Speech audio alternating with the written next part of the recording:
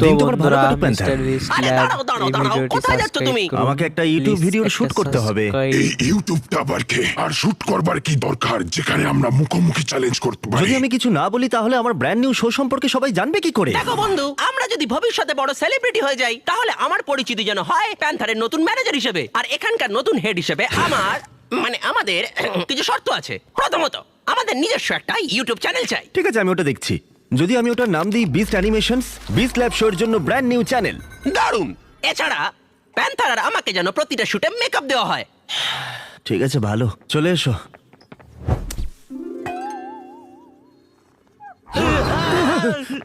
এই দেখে সাবধানে।